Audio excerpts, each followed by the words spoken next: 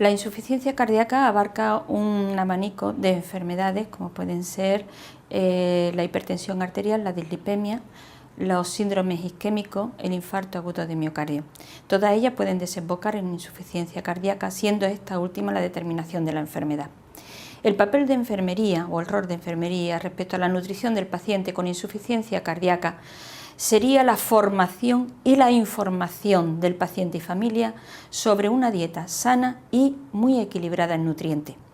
La insuficiencia cardíaca, junto con un factor de sobrepeso, induce al paciente a potenciar los factores de riesgo, predominantemente si éste presenta un aumento de obesidad víscero-abdominal o abdominal central, donde se potencia mucho más los factores.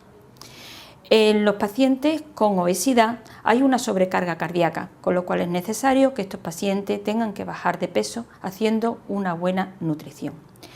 Hay ciertos estándares fisiopatológicos, como son el aumento de las citoquinas, que son factores proinflamatorios, más con factores neurohormonales, y esto hace que el paciente pueda padecer un estado de caquexia cardíaca. Y esto se determina por la anorexia, pérdida de fuerza, pérdida de masa muscular, pérdida de peso y sobre todo por una baja calidad de vida. El objetivo que nos planteamos en enfermería respecto a la alimentación son tres fundamentales. Primero, la disminución del sal o de cloruro sódico. Segundo, la disminución de las grasas animales, sobre todo de colesterol. Y tercero, una disminución de harinas refinadas pasándola por harinas solubles y también por fitoesteroles vegetales. Es importante la cantidad de alimentos y las tomas de alimentos en el paciente de insuficiencia cardíaca. Sería conveniente entre 4, 5 o 6 tomas al día en pequeñas cantidades para no hacer sobrecarga cardíaca. Haciendo un repaso de los alimentos, podíamos establecer dos criterios. Primero, los macronutrientes y los micronutrientes. Los macronutrientes empezaremos primero por los hidratos de carbono. Estos deben de confortar el 50 o el 60% de nuestra ingesta diaria calórica, estableciendo que siempre los hidratos de carbono nos aportan energía, importante para los pacientes con insuficiencia cardíaca, por las faltas que ellos a veces tienen. Segundo lugar, un aumento de fibra, importante también para el paciente, con fibra con un aumento de verduras y frutas, sobre todo una que sea cítrico.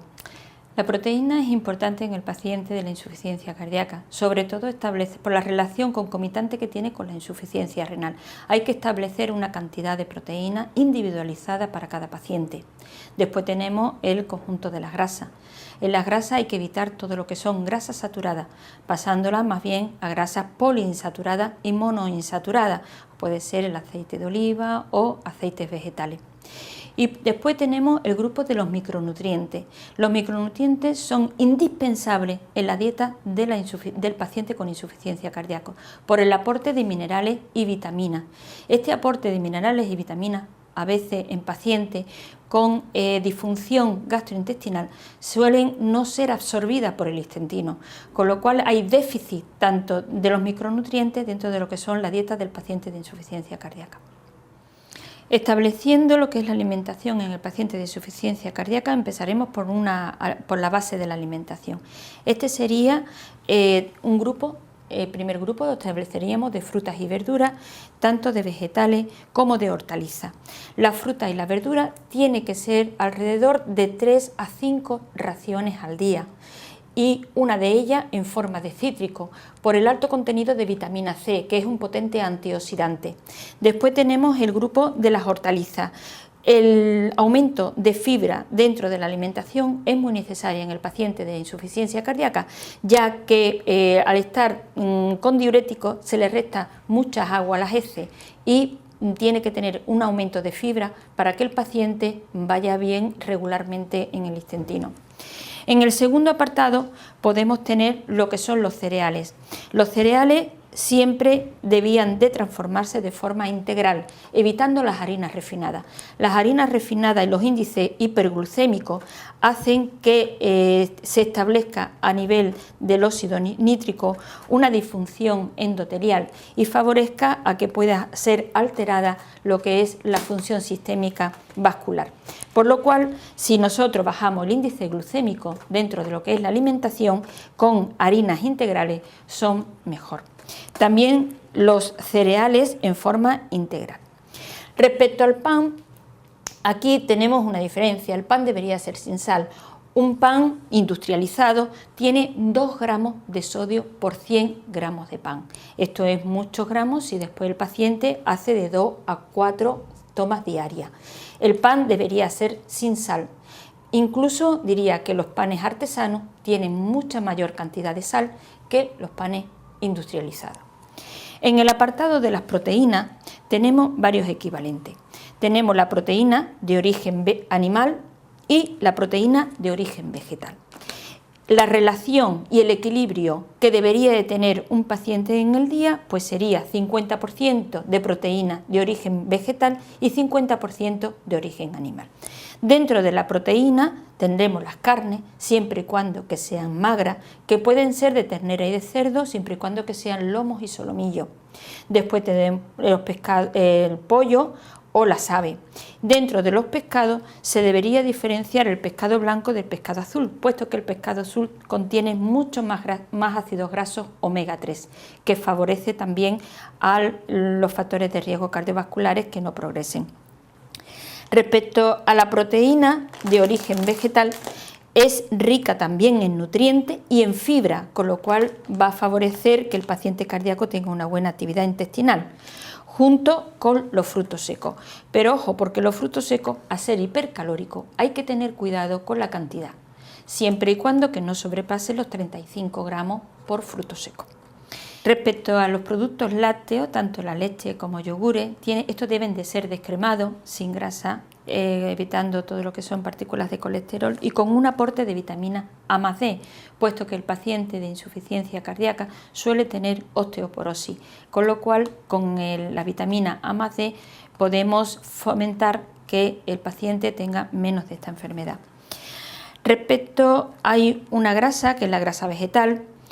Es muy buena siempre y cuando que no se superen los valores calóricos, puesto que una cucharada sopera de aceite de oliva contiene 90 kilocalorías. Esto para un paciente obeso o con sobrepeso sería muy importante establecer las cantidades dentro de la dieta.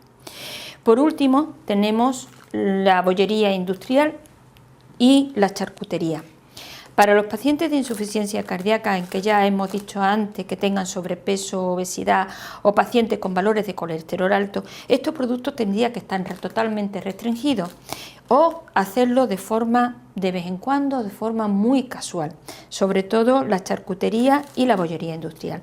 No hay que dejar también tener en cuenta lo que son los snacks o lo que son las patatas fritas y lo que son los cacahuetes como forma de snack, que esto nada más que generan calorías y no nutren.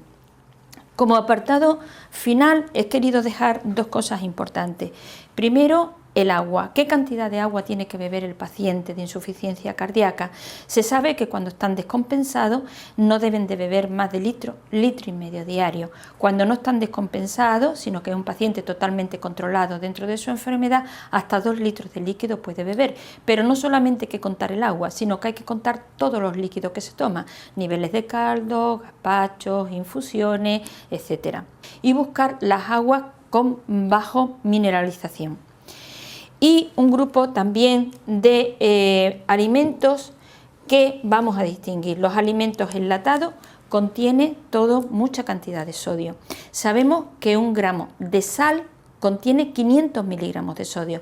En los pacientes que están descompensados tendrían que tener por debajo de 200 miligramos de sodio en los alimentos, con lo cual no pueden tomar alimentos que sean enlatados porque les generaría mucha cantidad de sodio en la dieta. Lo mismo hay que también tener en cuenta en los que son las bebidas efervescentes por la cantidad de sodio que tienen. Respecto a la sal, siempre evitar el consumo de sal, puesto que ya los alimentos per se contienen su cloruro, contiene sodio. El sodio hace que retengamos líquido, con lo cual aumenta y pueden progresar más la enfermedad, haciendo que se nos descompense el paciente. De esto no hay que olvidar las salsas que vienen envasadas, con lo cual siempre hay que mirarla por detrás, por la etiqueta, con las cantidades de sodio que traen cada uno. Como conclusiones final podemos decir que el paciente debe de tener en su dieta diaria una variedad de alimentos, que tiene que mantener un peso corporal razonable, evitar el exceso de grasa saturada y colesterol, comer alimentos con carbohidratos complejos y fibra dietética, evitar el exceso de azúcar, evitar el exceso de sodio y en caso de ingerir bebidas alcohólicas, hacerlo con moderación.